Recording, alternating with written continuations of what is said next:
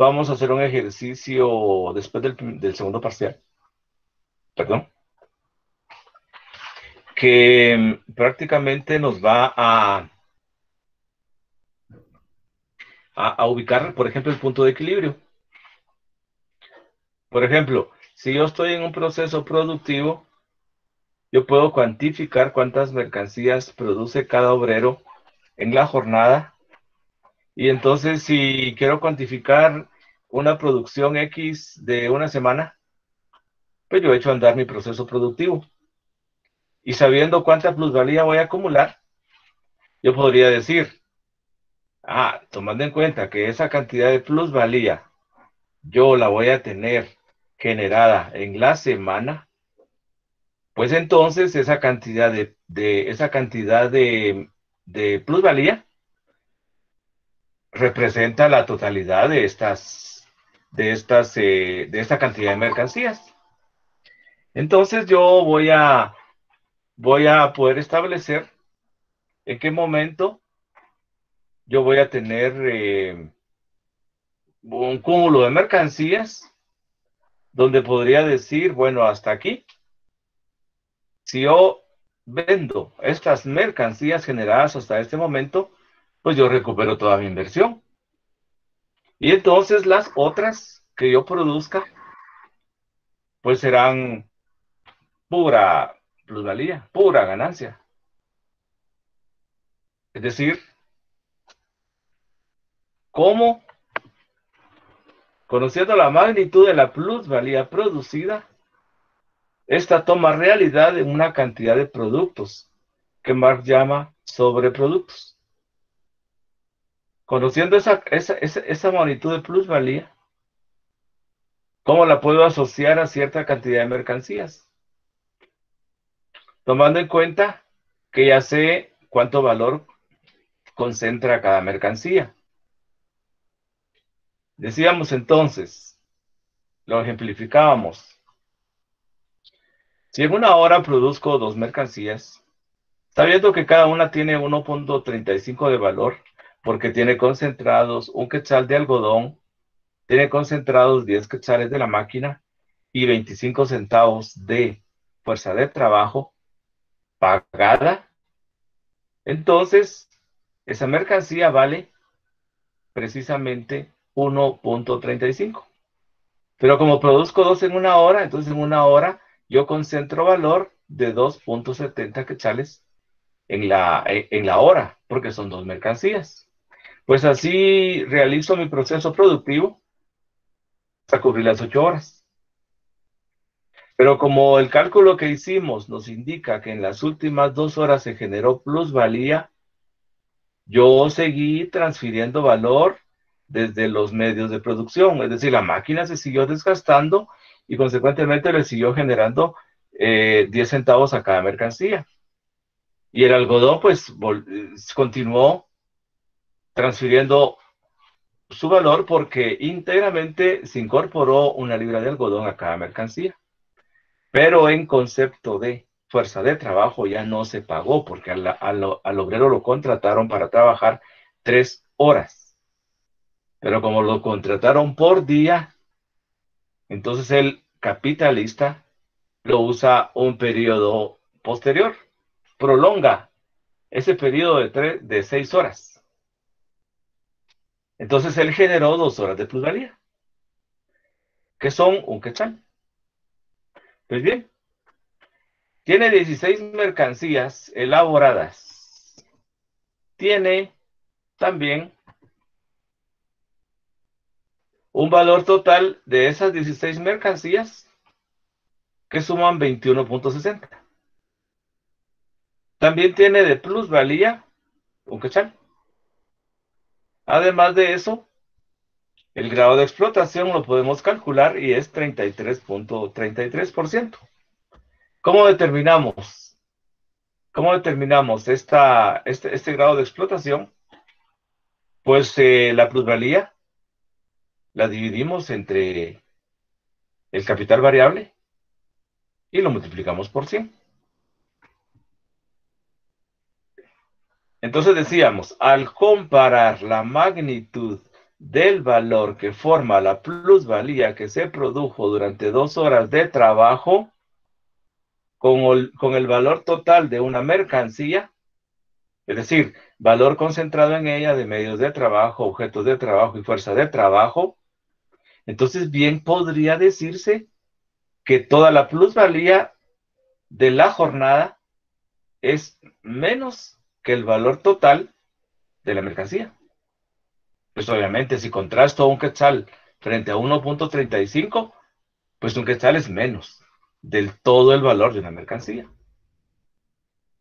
Entonces, haciendo una relación de cuánto representa 100 de 1.35, llego a la conclusión que la plusvalía representa el 74% del valor total de una mercancía, porque 100 es el 74% de 1.35 quetzales.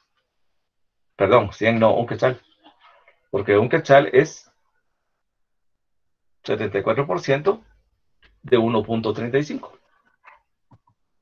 Pues bien, esto no quiere decir que en el proceso de trabajo la plusvalía se haya producido en 22.2 minutos del tiempo trabajado. 22.2 minutos. Se puede interpretar así, pero ya vimos que efectivamente generó esa plusvalía en 2 horas, no en 22.2. ¿De dónde salió el 22.2 minutos? Pues bien, si el 100% del valor de una mercancía es 1.35, el 74% es un quetzal de ese 1.35. Entonces, tomamos el 74% y ahora tomemos en cuenta el tiempo en que se produce la mercancía. Una mercancía se produce en 30 minutos. Entonces, ¿cuál es el 74% de 30 minutos? Pues son 22.2 minutos. Entonces, esto no quiere decir que en el proceso de trabajo la plusvalía se haya producido en 22.2 minutos del tiempo trabajado, que es un quetzal. Un quetzal es el 74% de 1.35.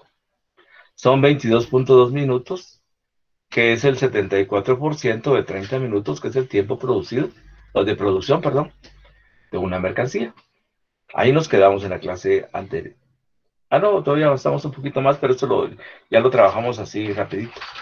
Entonces, pregunto, jóvenes, ¿se entiende ese planteamiento? Antes de hacer el segundo planteamiento. Sí, licenciado. ¿Sí se entiende? ¿Alguien tiene duda? ¿A alguien le quedó duda? No estamos diciendo, el planteamiento no está diciendo que la plusvalía se generó en 22.2 minutos, pero algunos lo entienden así. Y algunos que lo entienden, Licenciado, dígame, no me saqué una duda. dígame. Respecto al trabajo del obrero, si usted dice que lo contrataron para trabajar en 3 horas, ¿cómo es que puede trabajar más y más tiempo de lo que lo contrataron para generar la plusvalía en primer lugar? Puede Fíjese, trabajar perdón, para lo que lo disculpe, fíjese contrataron. que tengo poco volumen. Voy a repetir su pregunta. Bueno, al obrero lo contrataron para trabajar cierto tiempo. La plusvalía Sí, se genera cuando trabaja más tiempo de lo que lo contrataron. Pero ¿cómo puede trabajar más de lo que lo contrataron? Él no puede decir, me contrataron para este tiempo, no voy a trabajar el tiempo extra que me ponen. ya. Bueno, es que la situación aquí está en que a él no le dijeron. A él no le dijeron que su tiempo de trabajo, que el valor de su fuerza de trabajo es equivalente a 3 horas, a 6 horas de trabajo. A él no se lo dijeron. Igual, asumamos que estamos en un contexto como el guatemalteco. A mí me dicen, ¿quería trabajar? Sí, voy a trabajar. ¿Cuánto me van a pagar? Le vamos a pagar X cantidad y me voy a trabajar. Y trabajo un año, y trabajo 2 años, y 3, y 4, y 5, y 6, y 7, trabajo media vida en la misma empresa. ¿Sí? ¿Y alguna vez me preocupé por saber cuánto vale mi fuerza de trabajo realmente? No, el capitalista nunca me lo va a decir. No me lo va a decir. Los teóricos me lo pueden decir. Yo lo puedo investigar. Yo lo puedo investigar. Pero realmente el obrero se preocupa por averiguar. Entonces, todo, o sea, a mí me dijeron, vaya a trabajar y voy a trabajar. ¿Qué voy a hacer? Va a hacer helados. Y hago helados. Helados y helados y helados. Porque es una fábrica de helados, obviamente. Entonces, yo sé. Y si no lo sé, mis amigos me lo dicen, mis compañeros me lo dicen. ¿Qué cosa? Que la jornada es de 8 horas. Mira, trabajas de día y entonces si te van a decir que te quedes trabajar las 8 horas completas, pues tenés que trabajar las 8 horas completas. Ahora, si te dejan trabajando, si te piden trabajar después de las 8 horas, te tendrán que pagar horas extras. Ah, ya aprendí, ¿sí? Porque esa es una regla impuesta por el Estado, Guatemala. El que tiene una jornada de día tiene el deber de trabajar hasta 8 horas. Y si trabaja más de 8 horas, ahí sí son horas extras. Pero si yo examino, me puedo dar cuenta que yo produzco un valor equivalente a 5 horas de trabajo. Y con 5 horas o 4, yo produzco un valor equivalente a mi fuerza de trabajo. Pero eso yo no lo sé cuando soy obrero. ¿Sí? Entonces una cosa es el tiempo durante el cual yo reproduzco el valor de mi fuerza de trabajo.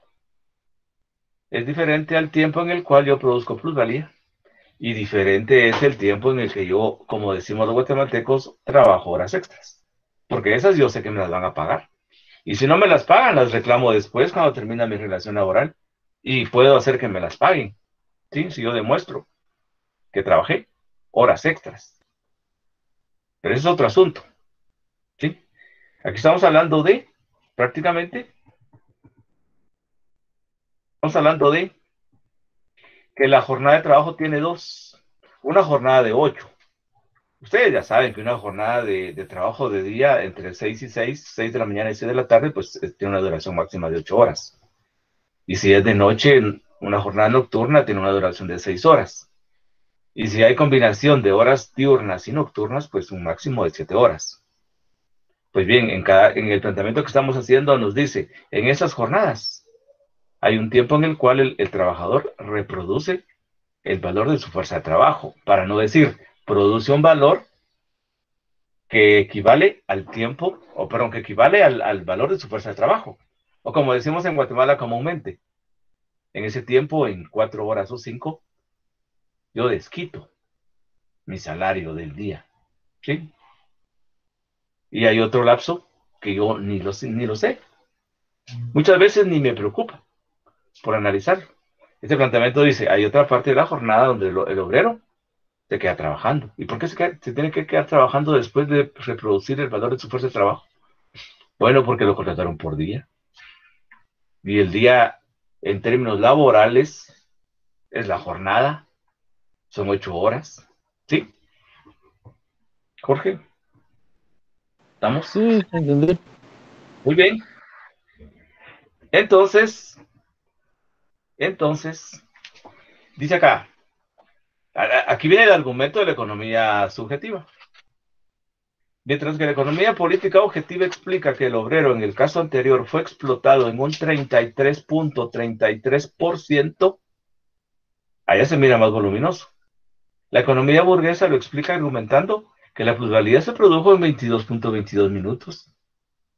Imaginémonos cuánto tiempo trabajó, cuántos minutos trabajó. Trabajó 8 horas.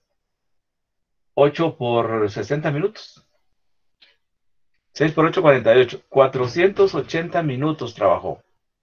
480 minutos trabajó. Y dice la economía subjetiva, bueno, pero solo en 22.22 minutos generó plusvalía. Lo demás se lo pagaron. ¿Sí? Entonces, pero son enfoques diferentes. Son enfoques distintos. ¿Y ese argumento cómo surgió? En Inglaterra, hace muchos años, siglo XIX, más o menos, se discutía sobre la jornada de trabajo. La jornada de trabajo ha venido bajando. Hoy mencioné 8 horas, pero incluso hay algunas propuestas a nivel de Naciones Unidas para que lo bajen todavía. Si no estoy mal, algunas propuestas de que lo bajen a 6, más o menos, horas. Pero en Guatemala sabemos que lo común son 8 horas, porque es una jornada de día. Pero antes eran hasta de 15. Los niños, bueno, de 10 a 12 horas. Los adultos, la de 15. Y luego le dan trato preferencial a los niños, a las mujeres, a los ancianos, pero al varón, al joven, le, le, le, le, le mantenían una jornada así sumamente alta. Entonces, en una época en que se comenzó a discutir bastante sobre cómo bajamos la jornada de trabajo, porque hay mucho reclamo, cómo disminuimos la jornada de trabajo, cómo decían algunos, hay que reglamentarla. A los que les interesaba bajar la jornada y dejarla así como obligatoria, decían, hay que rebajarla y reglamentarla, para que se sepa cuáles son los límites que tiene la jornada de trabajo. Entonces, en esas discusiones aparece este señor, Nassau William Senior. Este señor es famoso por su argumento que se conoce como la última hora senior. Dice acá, la última hora senior y lo falso de su argumento. Puras discusiones europeas, siglo XIX. Entonces se planteaba, dice la hora senior, la plusvalía se produce en una fracción pequeña de tiempo durante la jornada de trabajo. ¿Sí? En este caso, 22.22 minutos. Entonces dice lo falso de su argumento. Obviamente no hay un análisis. ¿Qué problema hay en esta interpretación?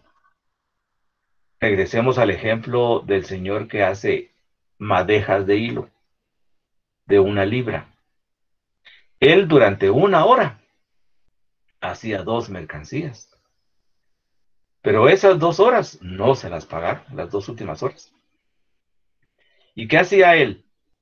Pues era el encargado de tomar el algodón y lo colocando en una máquina que funcionaba con energía humana.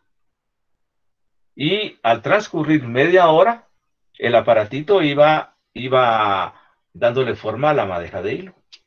El hilo se iba formando y le iba formando esa chibola que presentamos como ejemplo, que representa una madeja de hilo hoy en día, pero que antes posiblemente era no sé, lo que antes se llamaba un cono de hilo, pero enorme.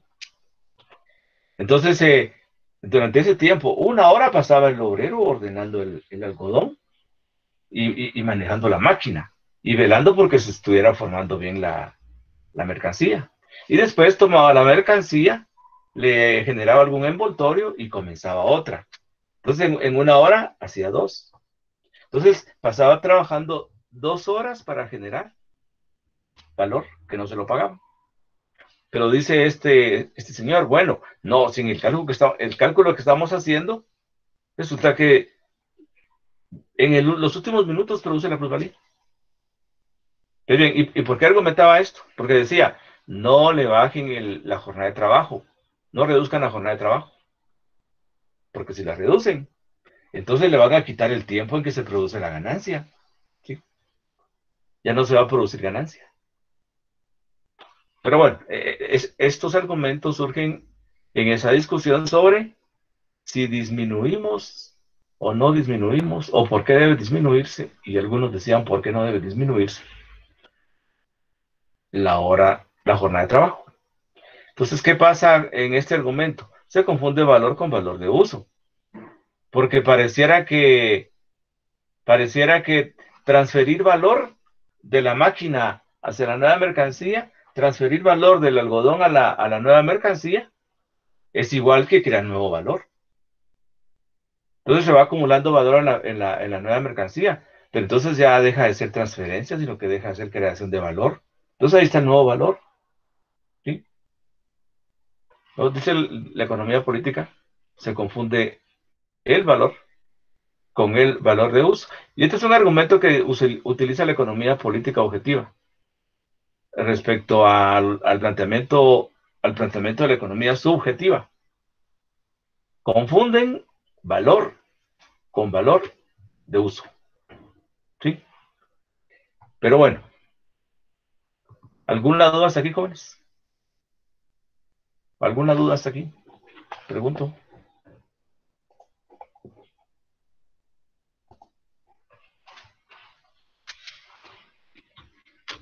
¿Hay dudas? Que de hecho aquí... No, licenciado. Muy bien. Más o menos hasta aquí llegamos en la clase anterior. Veamos entonces, muy bien, estamos bien. Entonces veamos ahora los temas del día. Plusvalía y ganancia. Plusvalía y ganancia son dos categorías distintas, pero tienen mucha relación. Y en algún momento podemos decir que la plusvalía es la ganancia y la ganancia es la plusvalía. Pero miremoslo de la siguiente manera. Desde la perspectiva de la economía política objetiva, plusvalía y ganancia son dos categorías diferentes. Pero la ganancia tiene como base la plusvalía. Entonces, hay un planteamiento de la economía política que dice que, así viendo globalmente la producción, todas las mercancías se venden por su valor. Entonces, ese planteamiento nos induce a ver la ganancia como la plusvalía convertida en dinero, porque la plusvalía es puro valor y la ganancia es dinero, ese valor convertido en dinero. Entonces, la plusvalía se produce en la producción y la ganancia se convierte en dinero en el mercado cuando se venden las mercancías. Pero bueno, entonces son iguales, pero tienen sus diferencias. Al empresario entonces no le interesa conocer aspectos de la plusvalía. Al empresario le interesa el precio. Al empresario le interesa la ganancia. Eso es lo que le interesa. Y hace sus cálculos, sus ajustes. ¿Sí? Sin embargo, ¿a quién le interesa la generación de plusvalía? Pues al teórico, al estudioso, al que quiere interpretar cómo funciona el sistema capitalista, cómo funciona la producción de valor, cómo funciona la producción de mercancías. Entonces al teórico le interesa analizar y saber cómo se produce el valor como base del precio. ¿Cómo se produce el valor como base del precio de las mercancías? Lo que vimos en el ejemplo de la elaboración del hilo. Ahí analizamos cómo se produce el valor. El valor de una mercancía tiene llamémosle tres componentes de valor. Uno que viene de la máquina, otro que viene de la materia prima y otro que viene de la fuerza de trabajo. Y forman un solo valor. Entonces al teórico le interesa analizar ese proceso. Y también le interesa conocer cómo la plusvalía es la base de la ganancia. Entonces ya habíamos venido analizando aspectos sobre la generación de plusvalía y ahora sí ya vamos a hablar de la ganancia. Así como en algún momento comenzamos a hablar del valor y no había modo que habláramos del precio y de repente comenzamos a hablar del precio y decíamos que el precio es una expresión dineraria del valor de las mercancías, pero aquí podemos llegar a concluir en que la ganancia también es la plusvalía convertida en dinero. Pero también vamos a mencionar que hay capitales específicos que venden por encima de su valor. Y entonces, la ganancia en esos capitales específicos termina siendo dinero mayor que la plusvalía. Y eso es lo que vamos a ver ahorita. Esa es la ganancia. ¿Qué es la ganancia? La ganancia en principio se define como la forma transfigurada de la plusvalía. Una forma transfigurada de la plusvalía. Precisamente por tener como base a la plusvalía, la ganancia es una plusvalía transformada. Para comenzar, la ganancia es la plusvalía pero convertida en dinero. ya no en valor. Y a nivel cuantitativo, pueden haber diferencias. Pueden haber diferencias. Entonces, vemos ahí la relación muy estrecha entre ganancia y plusvalía.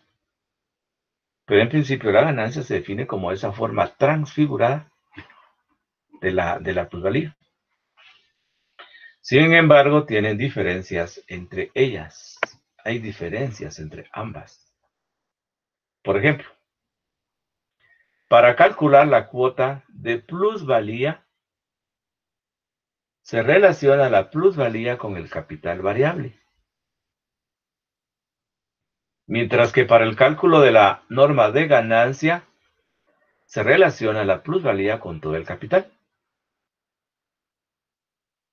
Se relaciona la plusvalía con todo el capital. Entonces estamos hablando de dos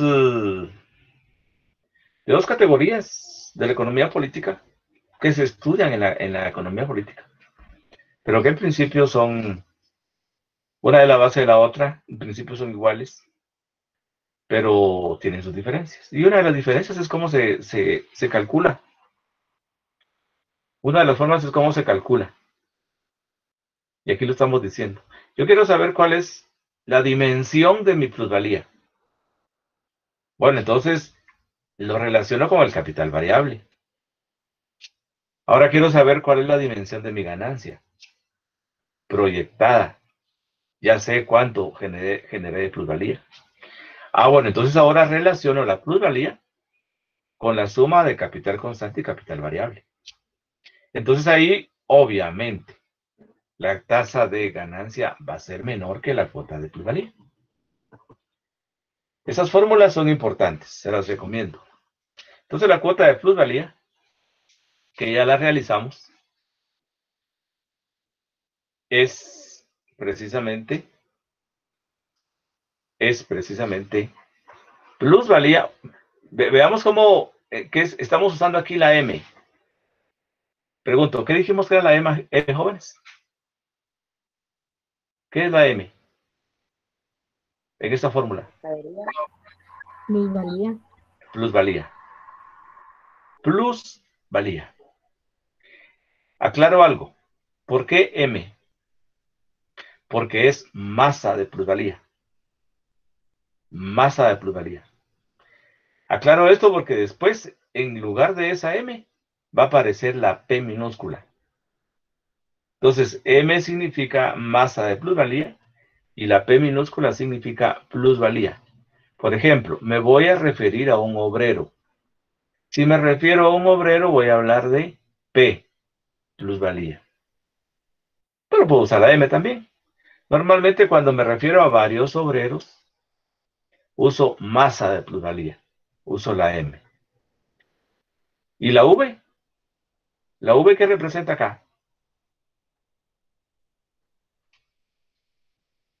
Pregunto, jóvenes. Capital variable, dice.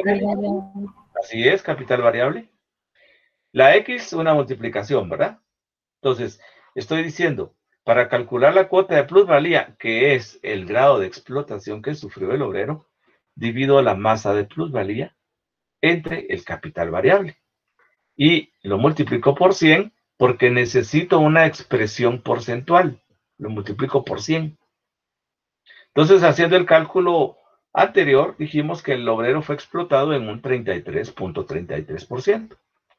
Pero si hacemos este cálculo, el cálculo de la cuota o norma de ganancia, definitivamente ese 33.33% va a ser menor. Cuota norma de ganancia, entonces divido plusvalía, dividido la suma de capital variable más capital constante, multiplicado por 100. Hasta ahí, obviamente, la diferencia está bien marcada. Y también se entiende por qué la ganancia me lleva a incluir el capital constante. Porque es casi como decir, de todo el capital invertido, ¿sí? ¿Cuánto es la plusvalía? De todo el capital que invertí, ¿cuánto es plusvalía? Arriba no, en la cuota de plusvalía es de de todo lo que pagué en concepto de salarios. ¿Cuánto es la plusvalía? ¿Sí?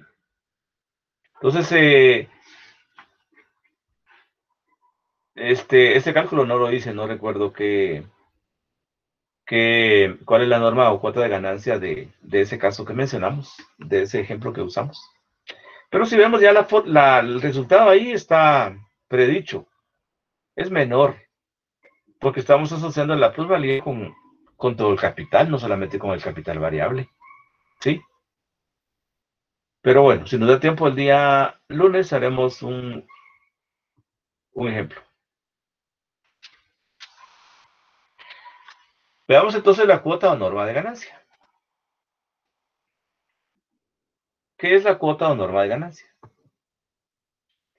Este indicador económico representa en términos porcentuales lo siguiente. ¿Qué porcentaje representa la plusvalía respecto a la suma total del capital variable y constante? Es decir, la plusvalía, ¿qué dimensión tiene, qué proporción es de la suma del capital invertido?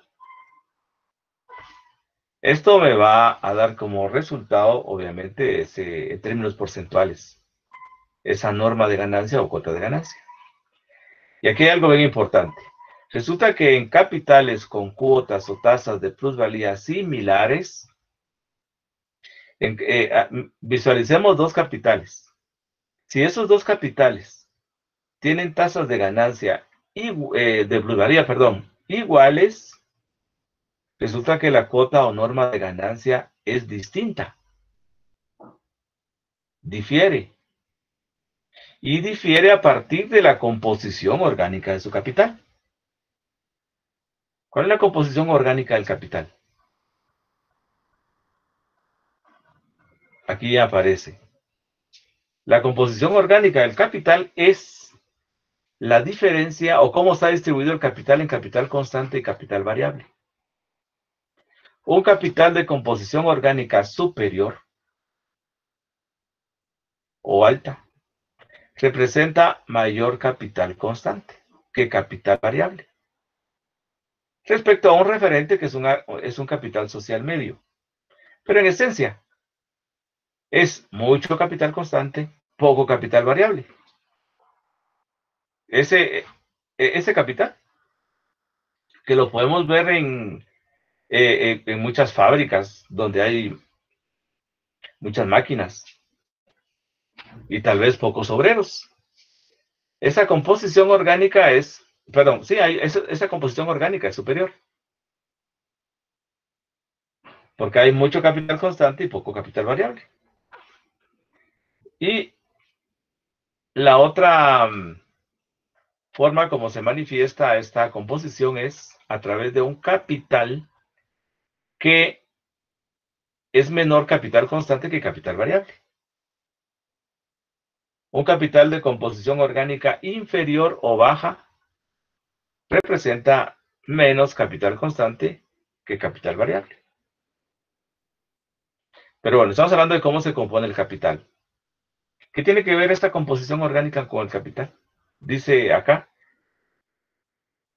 en el párrafo del lado izquierdo, parte de abajo, en capitales con cuotas o tasas de plusvalía similares, la cuota o norma de ganancia difiere a partir de la composición orgánica del capital. Entonces, esta composición orgánica del capital es determinante. Veamos un ejemplo. Este cuadro que está aquí aparece en el libro. Nos dice, 3 capitales. El capital A, el capital B y el capital C. Vemos que, ubiquémonos en la norma de plusvalía o cuota de plusvalía. ¿En qué grado fueron explotados los obreros? Pues fueron explotados en un 100% en los 3 capitales. Fueron explotados en un 100%. Y si vemos, fueron explotados un 100%, porque la plusvalía es 100 y el capital variable es 100. Aquí está, norma de plusvalía 100%. En los tres capitales, repito, los obreros fueron explotados en un 100%. ¿Cuál es la base de esto? Pues está aquí. Tengo un capital variable de 100 en cada uno de ellos y la plusvalía generada es 100. 100 de 100 es el 100%. Pues bien, el ejemplo nos dice, capitales distintos, vean este, tiene capital constante 100, capital variable 100. Este tiene capital variable, el capital constante 300 y capital variable 100. Este tiene capital constante 500 y capital variable 100. Entonces, sus composiciones son distintas. ¿Cómo se distribuye el capital? En los tres casos es distinta, pero tienen en común que su capital variable es 100, su plusvalía generada es 100, y por eso su cuota de plusvalía es 100%. Pues bien, ahora miremos esto. Bueno, antes, si vemos los capitales, uno es de 200, el otro de 400, el otro de 600. Entonces ahora miremos esto. ¿Cuál es su norma de ganancia? Su norma de ganancia está aquí, en la última columna. ¿Cuál es su cuota de ganancia? En los tres casos, repito, su cuota de plusvalía o norma de plusvalía o grado de explotación fue de 100%. Se parecen en grado de explotación. ¿Sí? Masa de plusvalía, 100 también cada uno. Capital variable, 100 cada uno. Pero tienen diferencias en el capital constante. Y aquí hay algo bien interesante. Resulta que al calcular la cuota de ganancia o norma de ganancia, el capital que tiene más capital constante. Y de hecho es el capital que tiene más capital. Porque esta es la suma de estos dos. Pues resulta que tiene la tasa de ganancia o norma de ganancia más baja de los tres capitales. Es la que tiene la norma de ganancia más baja. ¿Sí? Interesante. ¿Por qué? Si tienen el mismo grado de explotación. Bueno, aquí está la fórmula de cómo se calcula la norma de ganancia. Plusvalía dividido la sumatoria de capital constante más capital variable multiplicado por 100. Pero bueno, ¿qué es esto? Con la misma norma de plusvalía, la de ganancia resulta diferente. ¿Pero qué es esto? Este es un cálculo teórico. Este es un cálculo que en base a conocer, por ejemplo, en qué grado se explota a los trabajadores, cuánto se invierte en capital variable, cuánto en capital constante, ¿sí? A partir de que se conoce esto, pues se puede hacer este cálculo y decir, bueno, si yo tengo una composición alta de capital, yo seguro que teniendo un grado de explotación medio, ¿sí? Pues mi cuota de ganancia va a ser baja. Entonces, como que no tiene lógica, no tiene sentido que alguien que invierte mucho, pues tenga un menor porcentaje de ganancia que este. Tiene 100 de constante, 100 de variable y su norma de ganancia es del 50%. Repito, este es un cálculo teórico. Este es un cálculo teórico. Entonces ahora nos vamos a la práctica. Vamos a la práctica. Las diferentes normas de ganancia general, perdón, las diferentes normas de ganancia, ahí me faltó una coma, y una S, N, perdón. Las diferentes normas de ganancia, como las vimos, la de mayor tasa de ganancia 50% y la de menos 16.67%. Pues bien, las diferentes normas de ganancia generan la migración o corrimiento de capitales, afectando la relación entre oferta y demanda, buscando mejorar los precios. ¿Qué tenemos acá entonces? Capitales que no están muy favorecidos en este cálculo que acabamos de hacer, pues buscan la competencia, buscan espacios donde puedan competir y obviamente obtener ventajas. ¿Qué significa eso? Voy a buscar escenarios, o para ser más concretos, subsectores productivos o alguna región. Me voy a ubicar en ese subsector productivo o en esa región porque resulta que hay poca oferta de los bienes que yo produzco. Entonces, ¿qué pasa cuando yo busco un nuevo escenario? Llamémosle escenario. Pues llego, me instalo, veo un espacio propicio porque hay buenos ingresos en los capitales que están instalados allí y resulta que lo que yo genero es del subsector donde salí, yo disminuyo la oferta y llego a otro escenario y yo voy a incrementar la oferta. Entonces, del espacio donde salí, yo voy mi salida incidió para que los precios subieran. Y a este espacio donde yo estoy llegando, no solamente voy a afectar los precios, porque va a haber más oferta, sino que voy a mejorar mis precios. Entonces, ¿qué tenemos ahí? Un escenario en el cual aparece el mercado, la competencia, la concurrencia de la oferta y la demanda, incidiendo sobre el precio. Y al incidir sobre el precio, significa que algunos comienzan a vender por menos de su valor, otros por su valor y otros por encima de su valor. ¿Sí? Pero ya estamos en un escenario puramente práctico. Ya salimos del escenario teórico. ¿Sí? Así es como capitales específicos logran vender por encima de su valor, creando un nivel medio porcentual de ganancias, porque en la libre competencia, la demanda y la oferta regulan la producción. Esto último, en una economía de libre mercado, ¿quién sabe cuánto tiene que producir? Pues la oferta y la demanda. Yo ya sé que a fin de mes, esa mi carreta de chucos que está instalada en la zona 1, pues tengo que surtirla de mucha materia prima, porque seguro que van a llegar muchos a comprar. ¿Sí? Si observamos, eso ocurre normalmente. Si vamos a cierto tipo de negocios, por ejemplo, entre el 5 y el 25 de cada mes, hay poca gente. Y a fin de mes, se satura. A principio de mes, saturado.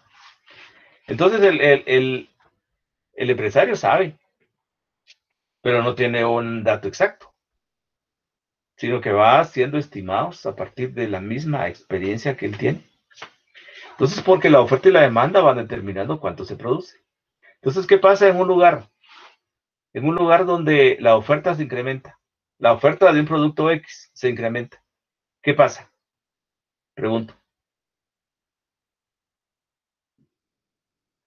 ¿Qué pasa cuando se incrementa una oferta o la oferta de un producto X? ¿Qué ocurre? Pregunto, jóvenes.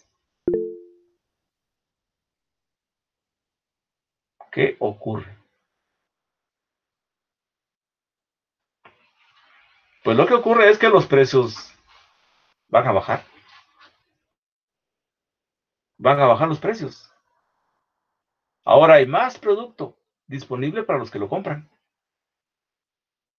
La demanda se mantuvo estable, pero la oferta creció.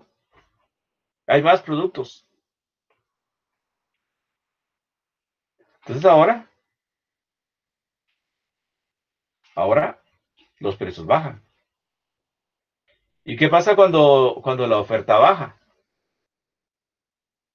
Pues es al revés. El precio sube.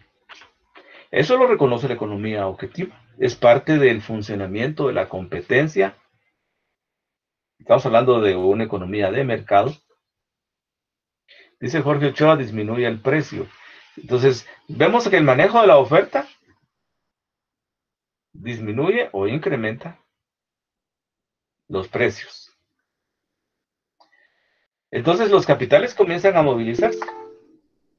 Jorge, Licenciado, tengo una pregunta. dígame. En el texto del capítulo 4 sobre la moneda, ahí decía que la inflación tenía que ver con la oferta y la demanda. ¿Eso se refiere al de la moneda?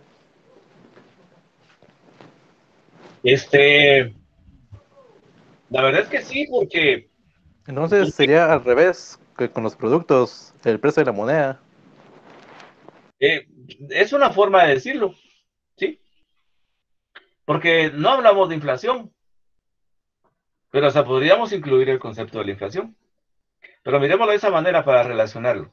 Dije, hay mucha oferta, entonces los precios bajan. ¿Qué pasó con la moneda? La moneda se revaloriza porque ahora puedo comprar más. ¿Qué pasa cuando la oferta baja?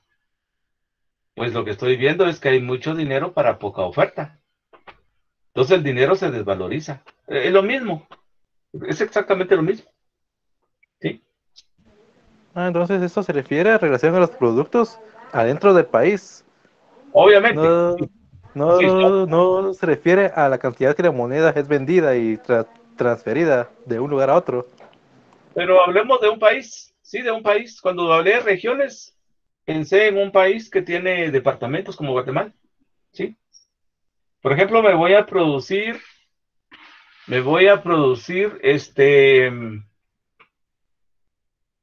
¿qué? Me voy a producir, un producto X, que en un departamento tiene poca oferta, pero yo descubro que hay bastante demanda. Entonces me voy de acá, donde la competencia me ha hecho bajar mucho mis precios, me voy, y allá, por la relación oferta y demanda, los precios son más altos. Estamos hablando de, más que todo, visualizando una economía local, ¿sí? Pero bueno, estamos en el escenario de la práctica, entonces, en el escenario de la práctica. Ahora miremos qué pasa con la cuota de ganancia social media. Aquí está, la norma de ganancia. Ahora está en 25, 25, 25. La norma de plusvalía sigue siendo la misma, la plusvalía sigue siendo la misma, los capitales siguen siendo los mismos. ¿Qué pasó? ¿Qué ocurrió? ¿Qué ocurrió? Ahora, en términos cuantitativos, este tiene menos ganancia que estos. ¿Por qué razón? Porque este tiene más capital, ¿sí? Entonces tiene el 25% de esto es 150. El 25% de esto es 100. Y el 25% de esto es 50. Entonces, como que hubo una nivelación. ¿De dónde salió esto? ¿Cómo calculamos, cómo calculamos esto? Esto no lo podemos calcular porque esto no es resultado de la teoría. Esto es resultado de la práctica. Esos corrimientos de capitales que se fueron dando y fueron afectando oferta, fueron favoreciendo oferta. ¿Sí? Las demandas no tienen variaciones, pero a partir de que la oferta comienza a moverse, a oscilar, pues la demanda va incidiendo en el precio. Ese desequilibrio. Pero el desequilibrio lo van generando intencionalmente. Entonces, ¿qué pasa? Si vemos capitales específicos, muchos o algunos están vendiendo por debajo de su valor, otros por su valor y otros por encima de su valor. Entonces, dicen algunos, entonces Marx se contradice, porque él dice que las mercancías se venden por su valor. Por eso dijimos, viendo capitales específicos ocurre esto. Pero si vemos capitales globales, las mercancías se venden por su valor. Entonces la igualación en la norma de la ganancia resultó posible solo por la razón de que los precios de las mercaderías divergían en sus valores. Es decir, unos capitales específicos vendían por encima de su valor, otros por menos de su valor y otros por su valor. Pero al cuantificar todas las ventas sin visualizar capitales específicos, pues todas las mercancías, toda la venta corresponde al valor que llegó al mercado. Entonces, esto es un escenario práctico, producto de la práctica. Pero bueno, entonces ahora el valor total de la producción, esas categorías son importantes. El valor total de la producción, que son gastos de fabricación más ganancia, conforman el precio de la producción. Pero el precio de la producción no cae del cielo, sino que tiene por base el valor.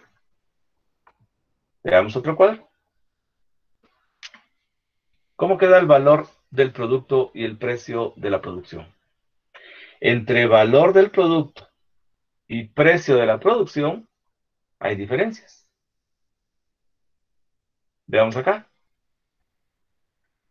Estamos hablando de los mismos capitales. Su capital total, 200, 400 y 600. La plusvalía sigue siendo 100.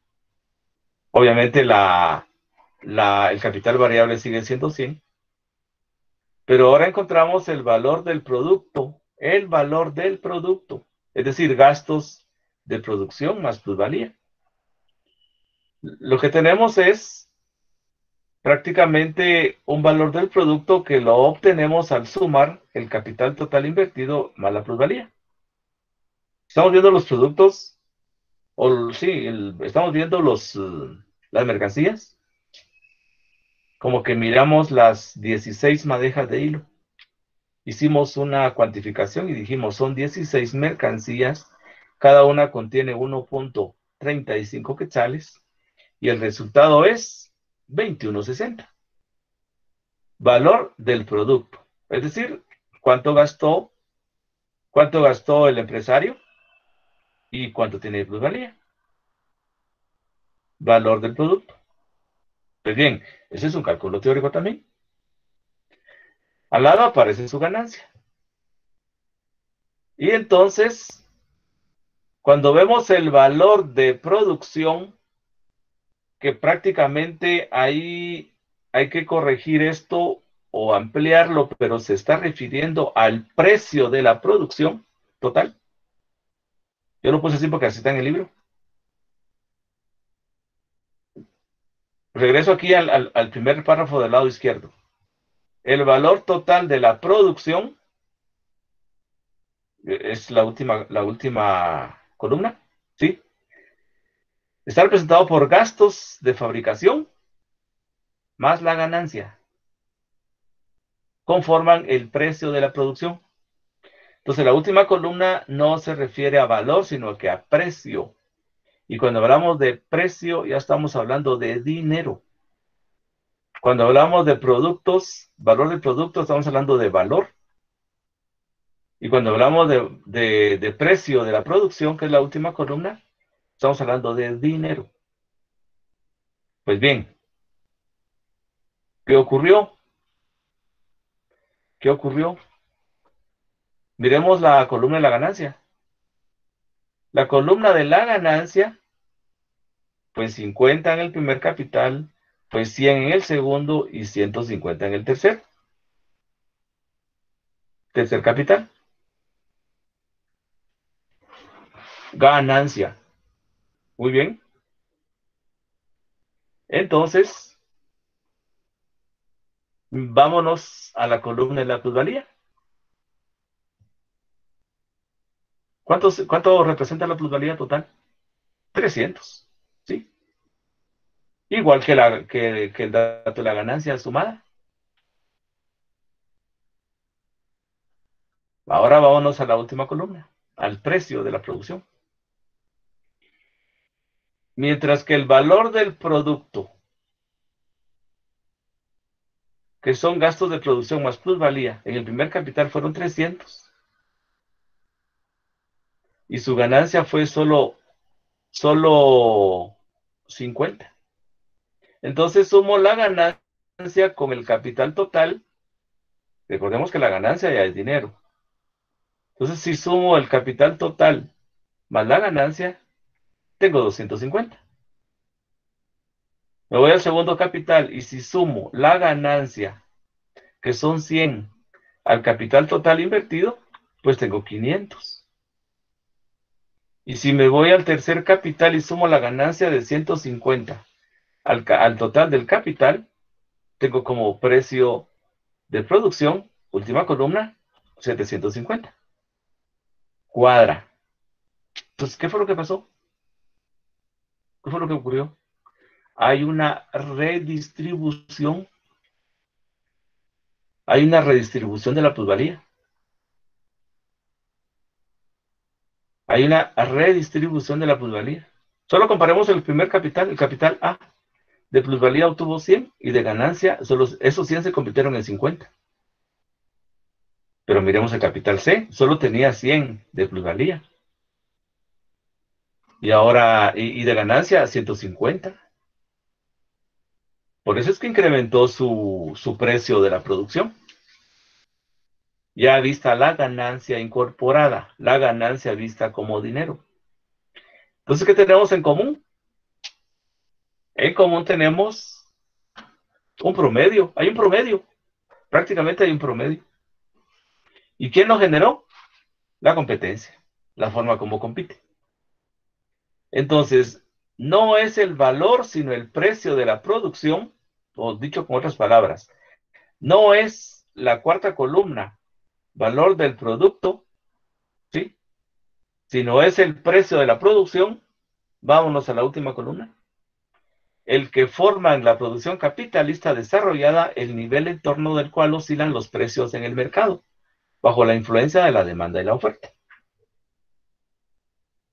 Con otras palabras, el valor de la producción en el mercado no la convierto exactamente como aparece ahí, en dinero, sino que producto de la competencia, de la concurrencia, de la oferta y la demanda, yo termino, ¿sí?, vendiendo como aparece en la cuarta columna. En la cuarta columna tengo el precio de la producción.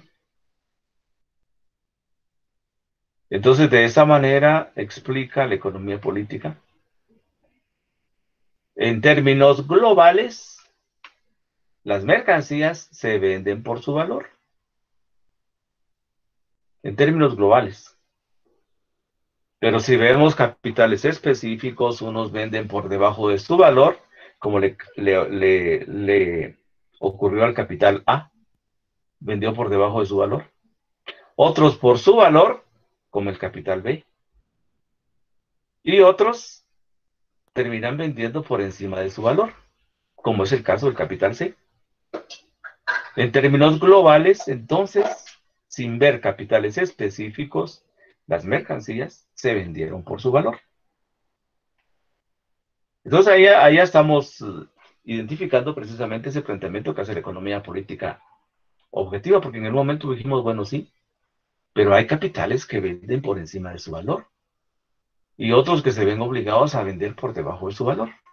Pero la economía política nos plantea este corrimiento de capitales que lo que hace es dinamizar más el mercado la competencia y producto de la competencia se van ubicando en algunos espacios donde incrementan la oferta o bajan la oferta y de esa cuenta los precios comienzan a oscilar hasta que se quedan instalados los capitales mientras no llega otro capital a alterar la relación oferta y demanda, porque puede aparecer otro capital.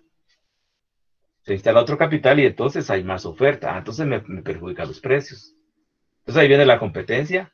Dice la economía política en algunos espacios, la lucha es encarnizada. Así, es una lucha encarnizada entre los capitales. Cada capital busca sacar el mejor beneficio y muchos sucumben, se quedan en el camino. Muchos ya no pueden continuar, pero la competencia es muy, ¿qué? Es al final competencia, ¿sí, Jorge? Tiene un punto, licenciado. Como usted dijo, si se aumentan y los capitales para que oscilen los precios, puede llegar y a un punto de que oscilen tanto los precios por tantos capitales que no haya ganancia para ninguno. Muy difícil, muy difícil, muy difícil porque hay capitales que, por ejemplo, en esa competencia ya no pueden continuar, entonces simplemente los capitales más pequeñitos quedan fuera. Los capitales con menos capacidad de competir quedan fuera. Por ejemplo, ahora con la pandemia, muchos capitales no pudieron sobrevivir. Estaba leyendo en la prensa o un periódico ayer que cerraron un almacén muy antiguo en la zona 1, como 140 y tantos años llevaba de existencia. Un almacén muy famoso en la zona 1, ahí por el parque, cerca del Parque Central. Y definitivamente, ahí dice, ya no hubo capacidad de soportar. Pero imaginémonos un escenario de competencia, donde, donde los capitales más voluminosos se convierten generan procesos de producción más eficientes. Terminan vendiendo mercancías con poco valor. Entonces pueden llegar al mercado y manejar precios bajos. Mientras que otros capitales que no pueden ser tan productivos se quedan rezagados hasta que lo sacan de la competencia. Entonces ahí hay una como, vamos a ver, digámoslo así, un ajuste que se va dando, pero de que todos colapsen, bueno, solo en un escenario como el siguiente. Colapsan todos en el momento en que colapsarían todos, en el momento en que desaparezca la demanda, ¿sí? Nos producimos una mercancía X, pero ya nadie las compra. Ahí ya, ahí ya no, esos capitales, incluso los capitales que sobrevivan, pues se pueden ir a otro sector y producir otro tipo de mercancías. Pero que porque la competencia es muy encarnizada, todos colapsen, imposible. ¿Sí? Siempre que haya demanda va a haber oferta. Y en el caso en que todos ya anden así bien ajustados y venga otro capital que sí pueda producir a su mismo nivel, les desajusta todo y se arruinan todos a la vez. O él hace su previo estudio para no hacer eso. Bueno, sobrevivían los capitales más fuertes. Si viene un capital poderosísimo, se incorpora y quiebra a todos, porque es mucho más eficiente, mucho más productivo que los otros. Pues entonces ahí caeríamos en el monopolio, pero dice la economía política que incluso en el monopolio hay competencia. Entonces, pero ese es un escenario ya fuera de la competencia común, que es capitales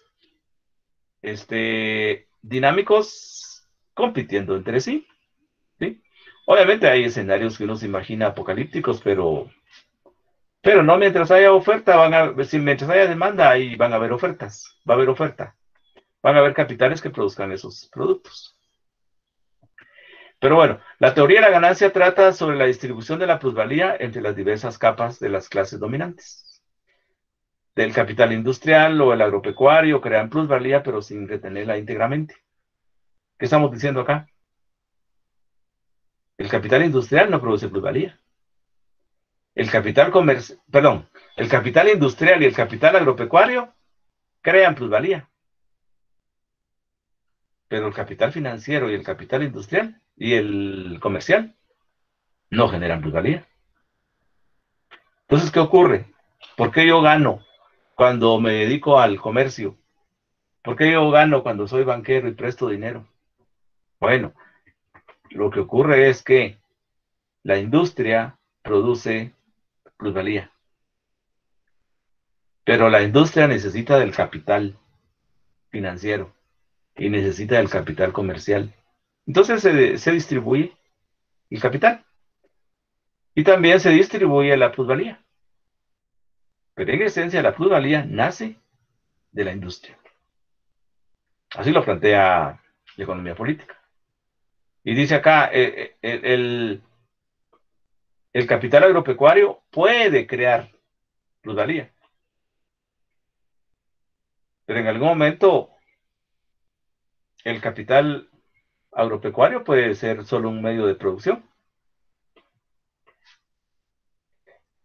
Pero bueno, entonces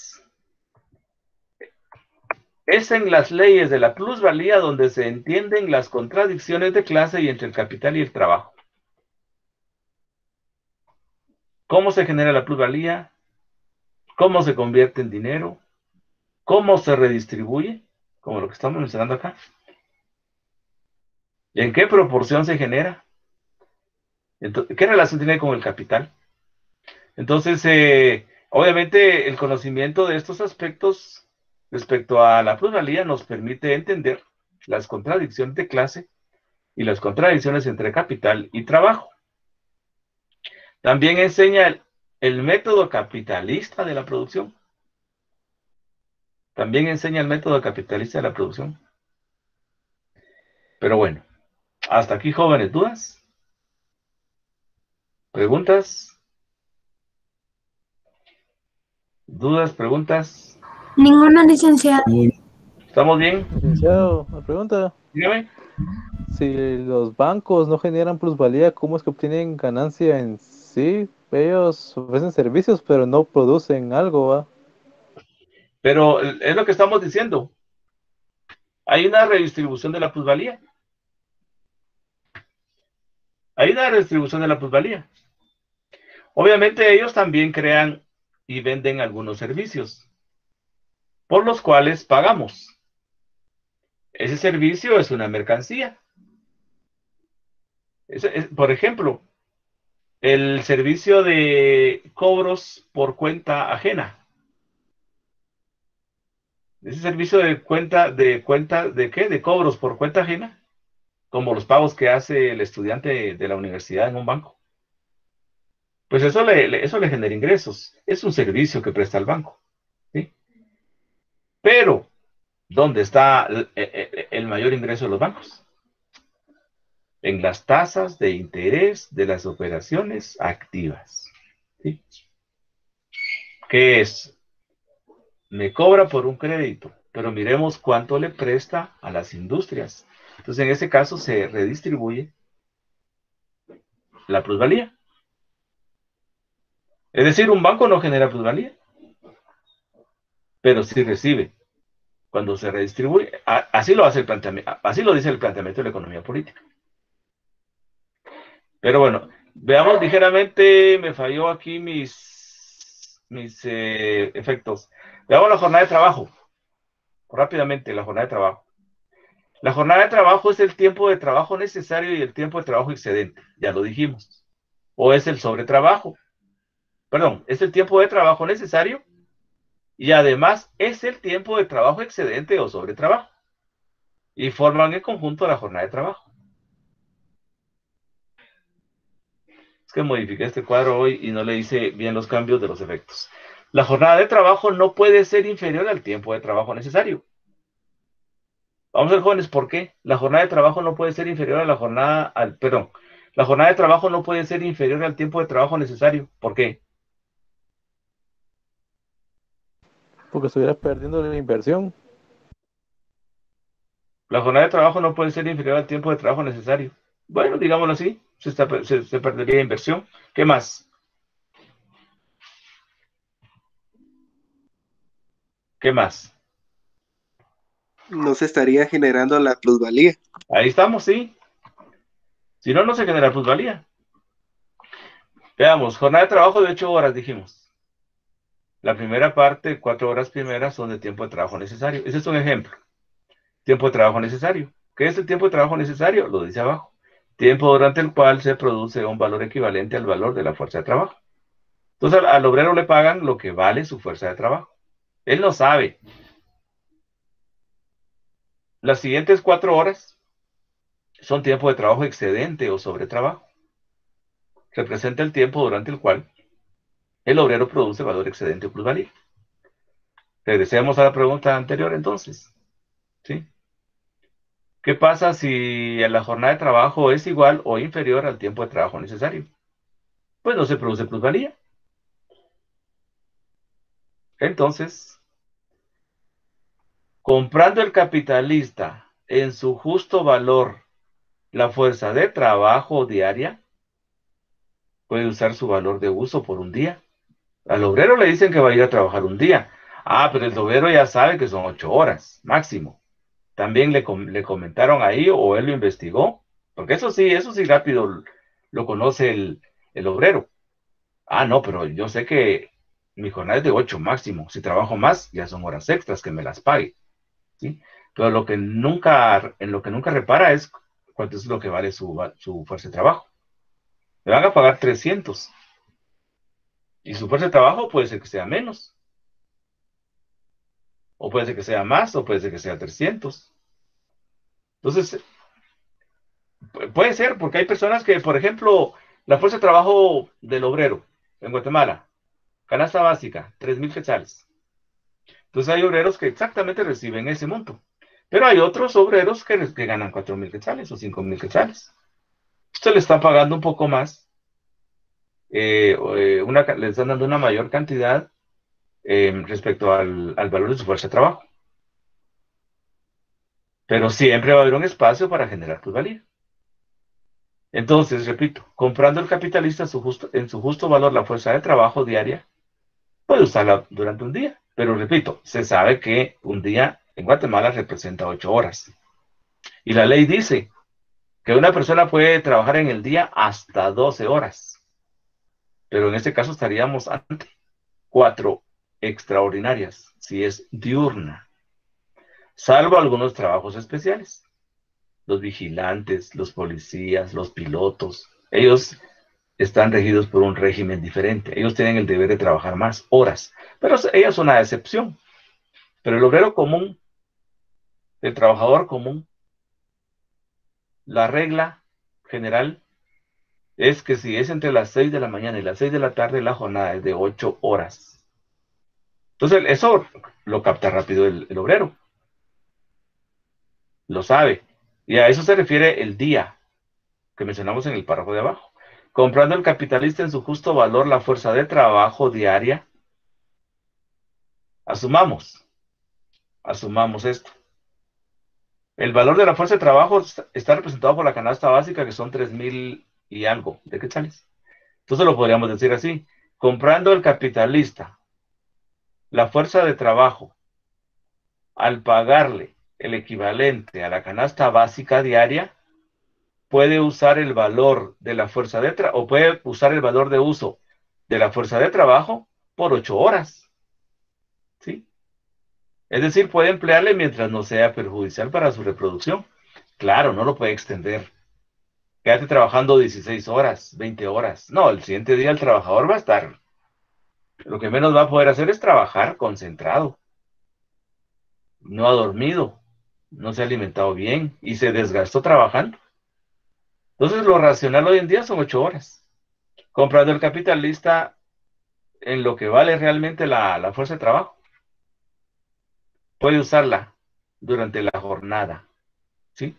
Es decir, puede emplearle mientras no sea perjudicial para su reproducción. Pero hay límites morales y legales, y esos límites son esas 8 horas. Límites legales. Hay límites morales también. ¿Cuáles son? El obrero necesita ir a divertirse, a estudiar, a estar en su casa con su familia, a ver su película, por ejemplo. Ir a hacer ejercicio, al gimnasio, a caminar, no sé. Pero necesita hacer su vida personal, su vida social. Entonces, hay límites morales. Y precisamente esos límites morales son los que históricamente han reducido la jornada a 8 horas, porque decía, antes eran de 15 horas. Antes era hasta de 12 para los niños menores de 12 años. Entonces se ha venido evolucionando. 8 horas, hace rato que están las 8 horas, pero algunas propuestas por ahí dicen ya deberían de bajar las 6 horas. Pero bueno, como jornada normal. No estoy hablando de las jornadas a tiempo parcial de las que se hablan en Guatemala y que yo creo que están vigentes. Eso es otra cosa. Ese es otro asunto. Eso incluso lo vamos a analizar desde esa perspectiva.